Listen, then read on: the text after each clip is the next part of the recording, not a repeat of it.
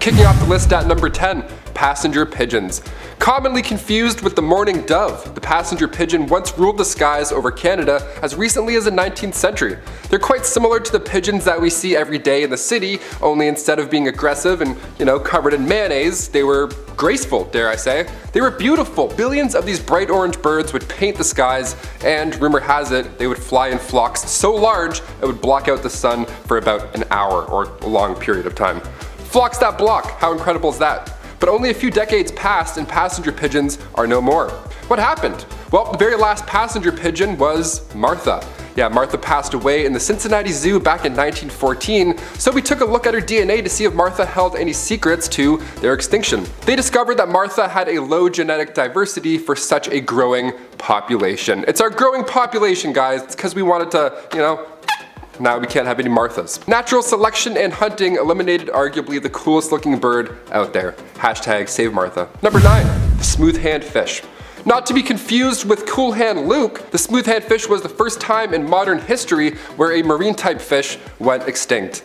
How? Okay. This fish was a shallow water bottom dweller, and I personally love him because he looks so angry all the time. He looks like one of Bowser's minions. He looks like he's in a terrible mood. He has a horn that protrudes out of his face, so honestly, I don't blame him, TBH. Just 200 years ago, you would have seen these smooth dudes in the land down under. It lived in Australia, in Tasmania's warm waters, and what made this fish so unique, as its name hints towards, is its hands. Not its jazz hands, but its smooth hands. He has some little smooth hands. The smooth-hand fish would seemingly walk along the ocean floor. It uses its fins as hands. So an angry-looking fish with a horn coming out of its face would walk towards you slowly underwater. That's not terrifying at all. Hard pass. Graham Edgar, marine ecologist at the University of Tasmania, shed some light on its habits, explaining that these fish were homebodies. They didn't have a large habitat. They spent most of their time sitting in the seabed with an occasional flap for a few meters if they're disturbed. Just an occasional. At that point, they would just walk away with their hands just away from the drama. Number 8, the great auk. Its name makes you think that this is the size of a moose or it's some type of ox, when in fact it's really just a cute flightless seabird. Look at it. Once thriving in colonies off North Atlantic coasts, the great auk would grow up to 30 inches long, and its tiny wings, though, would only be used to swim. Little penguin flappy arms, no wonder they couldn't fly. Look at those things. They were cute and also quite defenseless. Around the 1500s, European fishermen discovered this perfect area for hunting, and it just happened to be where most of these great auks were hanging out. Newfoundland literally looked like the iceberg in Club Penguin. It was packed. It was a great time, but that's how they rapidly declined. By 1950, the last 2 known specimens were hunted by a single fisherman on Eldey Island, just off the coast of Iceland. Way to go, dude. Number 7, the giant tortoise.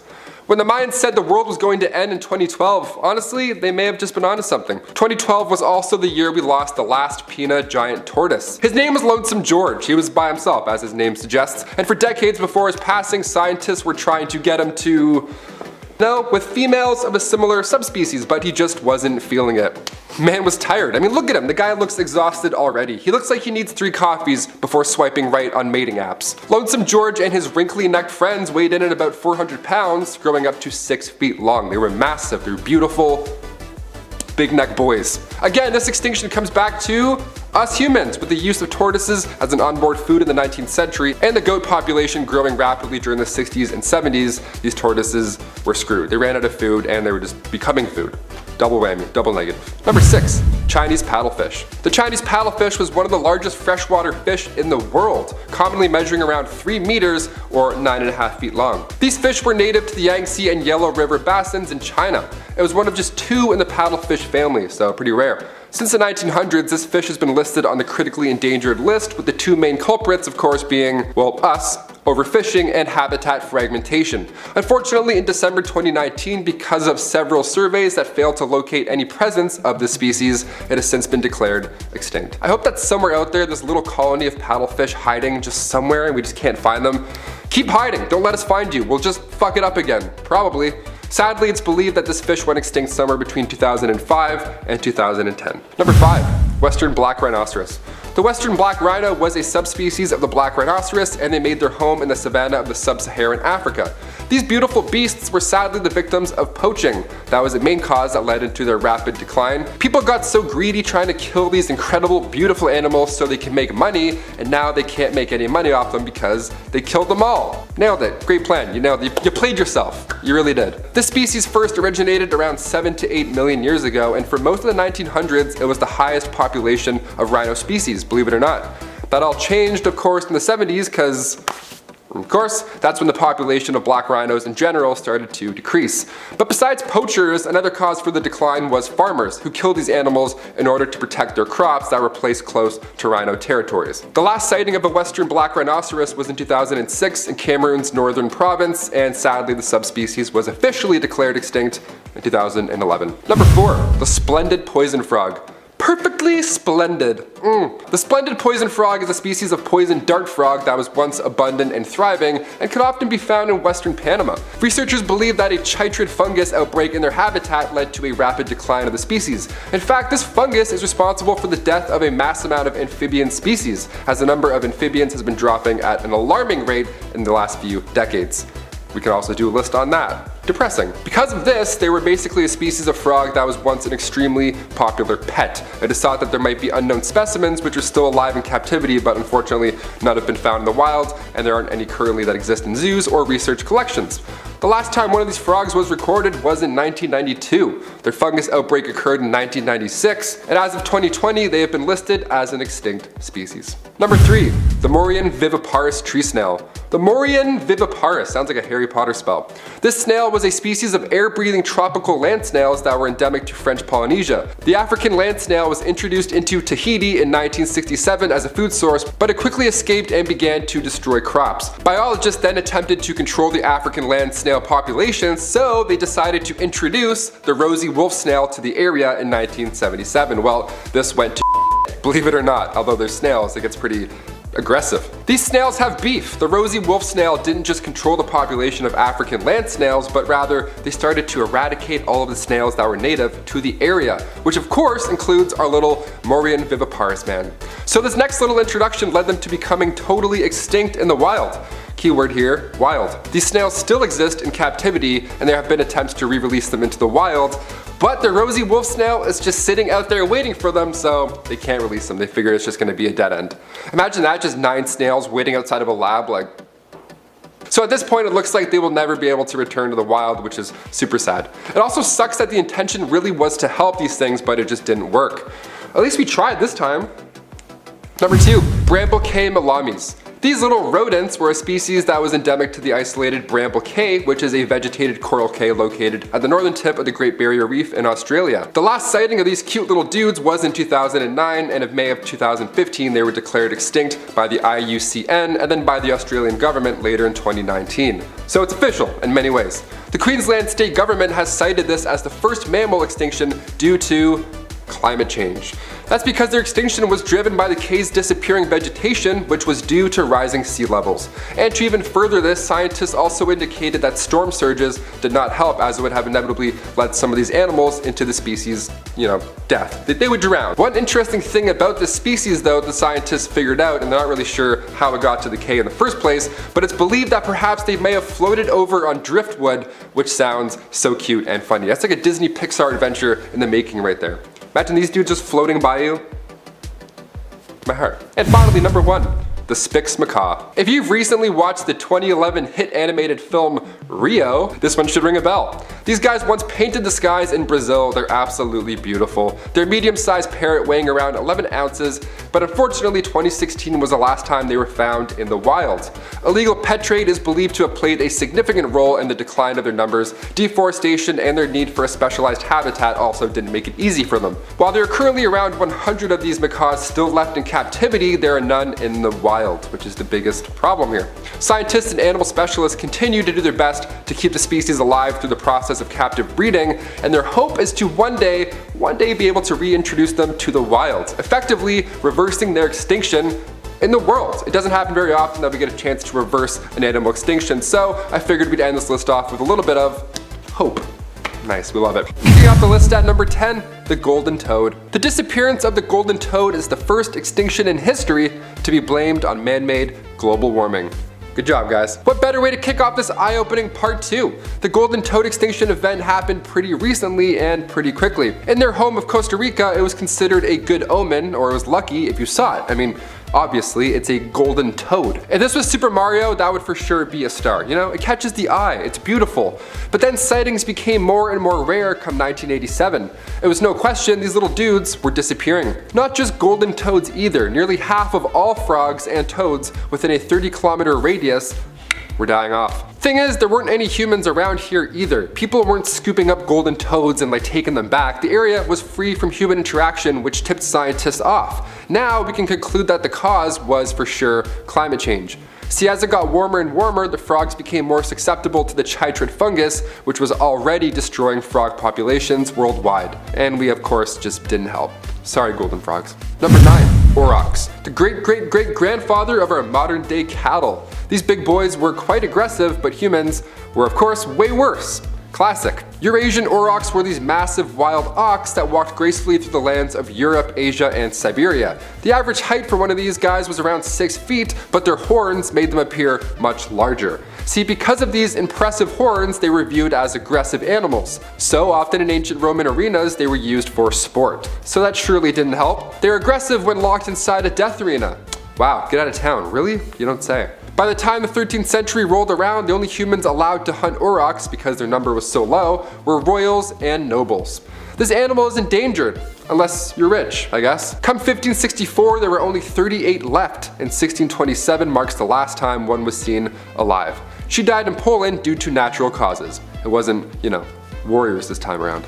Number 8, Aleotra grebe. Sounds like a Harry Potter spell, let's do it. These guys were a species of grabe, which are aquatic diving birds, and they made their homes in the beautiful lakes around Madagascar. Throughout the 20th century, their population was rapidly declining because of habitat destruction, as well as the introduction of the blotched snakehead, which then began to prey on them. First their homes were reduced, and then this bully of a fish swims in and starts taking names. Double whammy, sorry guys. Their extinction was official come 2010, which is super recent when thinking about something like the dodo bird. Scientists were hesitant to officially classify them as extinct because of the fact that their home is so remote and tiny. They were hard to find. There were thorough surveys in the area in 1989, 2004, and 2009 that all failed to find any remaining evidence of the species, and on top of that, the last confirmed sighting was all the way back in 1982. If you're thinking maybe they flew away, good idea, but think again. These guys had tiny wings, so traveling long distance was a no-go. It's believed they couldn't have found a home. Pretty sad, right? Well, hit that thumbs up and we'll do a part 3 to wash it all down. Number 7, the dodo bird. Remember these funny dudes from the movie Ice Age? Well, we wiped them out too. Pretty much. They were once big and beautiful. These flightless ground nesting birds once filled the island of Mauritius, located in the Indian Ocean. They had massive talons, they were gray and blue, they were beautiful, they didn't have any natural predator, all was going well until we came along. Around 1507, the island was discovered by Portuguese sailors, and the rest is history. They were the easiest bird to hunt, hence the phrase dead as a dodo. They weren't just loved by sailors either, we're not 100% to blame here. There was monkeys, rats, pigs, any animal that made its way to the island easily had their eggs for lunch. So it didn't take a long time for the dodo bird population to be completely wiped out. The last dodo was hunted in 1681, and if it wasn't then, it would have been like a year later. Imagine dodo bird chicken wings now? That's all I'm saying, we're kind of the worst. Number 6. Catarina pupfish. Not to be confused with the Catalina wine mixer, the Catarina pupfish was a species of fish that was first found in 1972 and was endemic to a spring located in Nuevo Leon, Mexico. The species of fish was seen to be rapidly declining in the 80s and 90s due to their habitat being disrupted by groundwater extraction. You know the phrase leave some for the fishies? This is what they kind of meant. This led scientists to try and save them by bringing some into captivity, which sounds weird, but hear me out. It turned out to be more difficult than anticipated. In 1994, the fish ended up being extinct in the wild, so the only members of the species remaining were the ones brought back into captivity. Sadly, the last remaining male of the species passed away in 2014, which was when the species became officially extinct, because you got it. Number 5, the Labrador duck. Long before we ate this bird to extinction, the Labrador duck was a rare sight to see. Also referred to as the pied duck or the skunk duck because of its coloring, we really don't know much about this guy to this day, behavior-wise. We know that it liked to hang out in sheltered bays, harbors in New Jersey, Long Island, New England, and of course coastal Labrador. Did it honk or did it beep? That's a deep joke right there. The honk and the beep, different words for different places, you get it. The Labrador duck went extinct in the 1870s, and it's because, we believe, We ate it to death. The bird was known to taste bad, but it was pretty cheap for meat in the market, so you get it, Bob's your uncle. Long before duck hunt, these birds were also hunted either for eggs, feathers, or just for fun. Another reason they went extinct is because we stole their lunch. The ducks were often in competition with us over their main food source, mollusks. The last known specimen was shot in New York. Yeah, shot like a mob boss. What a sad way for a species to go out. Number 4. Bulldog rat. I'll be honest, I'm kinda glad the bulldog rat is no longer a thing. It's disgusting, I don't like rats, sorry. Check this unit out. Known to be even larger than black rats, the bulldog rat was last seen around 1903, the same time speed walking was introduced to the Olympics. Coincidence? Completely, absolutely. They have 2 to 3 centimeters of fat on their backs, so gross, with short tails and thick hair. Yeah, a rat with thick ass hair. Not a fan. Again, sorry if you're a rat person, I can't even look at these things. I didn't include any images when I was writing this. Despite this thing not sounding holly and or jolly, its home was that of Christmas Island in the Indian Ocean. Sailors were responsible for this extinction. They pulled up to the island, Christmas Island, and brought with them no gifts but black rats riddled with disease. Yeah, it took less than a year to wipe out an entire rat species. Hashtag rats with fat. Number 3, Pyrenean ibex. The horns on this thing, are you kidding? What have we done? The Pyrenean ibex went extinct around 2000. They said the world was going to end, and for these guys, it did. A subspecies of the Spanish ibex, the Pyrenean ibex were native to the Pyrenees Mountains on the border of Spain and France. See, back in the medieval ages, their population was reduced drastically to an endangered level. They were all over, but you know, knights and swords and bows and people were hungry, they obviously didn't last long. That and disease spread by humans, that also played an important role in their demise. But here's the craziest part and the main reason I wanted this guy on our list. They tried to clone one back in 2003. It failed, obviously, but a cloned extinct animal.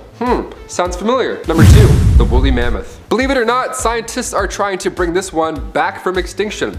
Yeah, it was announced only months ago that a team of scientists and entrepreneurs over at a company called Colossal are planning to bring the woolly mammoth back to life. The last mammoth alive was around 7,500 years ago, right at the end of the last ice age. They want to put them back on the map. Literally, they want to put them back in the Siberian tundra. Thousands of years ago, it was once full of these hairy behemoths, but climate change slowed them down a bunch. Humans also didn't help. They needed food, and these guys provided warmth and, well, look at them. Lots of food. I can't wait until science brings back the woolly mammoth, and then in like 50 years, they get to go extinct all over again.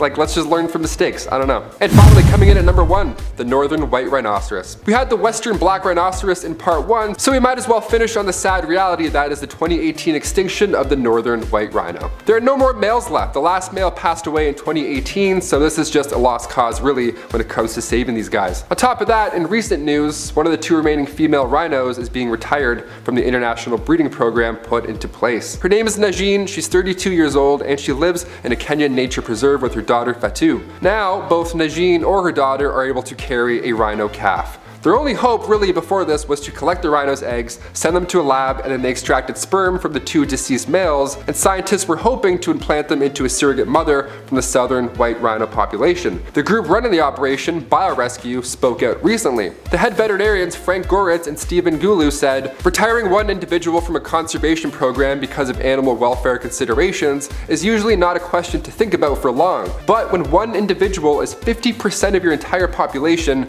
you consider this decision several times." Yeah, 32 years old, more than fair. This isn't on her or her daughter. It's on poachers, probably. Cheers. Starting off at number 10 now, we have the Megalodon. Megalodon was the biggest shark that ever lived. They went extinct about 2.6 million years ago. Scientists think they could have grown to an insane 60 feet in length. That's about 3 times as long as the largest great white shark ever found. Here's how big they are. Before modern science identified them as a prehistoric species of shark, people used to think the Megalodon teeth they'd found were actually dragon tongues. Others said they belonged to giant serpents, or even that they were rocks that had fallen from the moon. Just think how big and scary you'd have to be for people to think that your teeth belong to dragons or outer space. It used to feed on prehistoric whales, and unlike modern sharks, which go for the soft underbelly of their prey, Megalodon just went for the whole thing. They would bite down on the whale's chest with some 41,000 pounds of force, the strongest ever recorded, and simply crush the whale's chest cavity and organs. They didn't stand a chance, and unless you're an even bigger whale watching this video, you probably wouldn't either.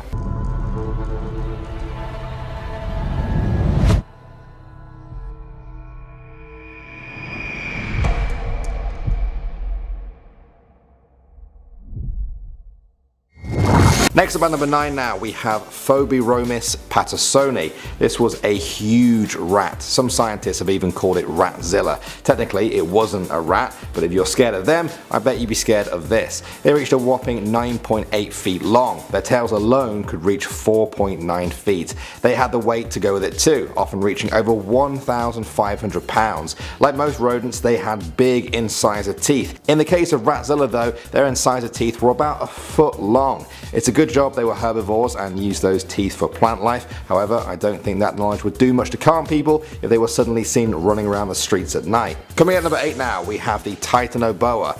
Everyone with a phobia of snakes, please look away now. This was a massive snake, thought to actually be the largest that's ever lived. Its name literally means Titanic boa. It lived around 60 million years ago. The largest individuals reached up to 42 feet in length and weighed over 2,500 pounds. That's well over a ton for a snake. It could grow this big because the Earth's climate was a lot warmer back then. As the climate began to cool over the next few million years, only smaller snakes could survive, and snakes like the Titanoboa began to disappear. Probably a good thing for us humans, because we would not want to be running around worrying about snakes that weigh as much as your average rhino. No thanks. Next up at number 7 now, we have Dunkleosteus. This is a fish that lived about 370 million years ago during the late Devonian period. These things were big, growing up to 30 feet in length and weighing over a ton. What's most scary about them is their bite. This fish could bite down on its prey with a force of some 6,000 newtons. That might not mean anything to you until I say that's almost about 4 times the bite strength of a polar bear. This fish could bite your arm clean off you, including the bone. Its jaws were so efficient they could hinge them open and snap them shut in a matter of milliseconds. If we were to bring this species back to life, people might worry about them more than sharks. At number 6 now, we have the Megapiranha. Unlike a lot of scientific names on this list, the Megapiranha has a kind of obvious one. It was a giant piranha fish that lived about 10 million years ago. They grew to around 3 feet long, and unlike modern piranhas, they had not one but 2 separate rows of teeth. Scientists aren't even sure how hard they could bite, but some estimates go as high as 4,749 newtons. If that's the case, they would bite more than twice as hard as a hippo.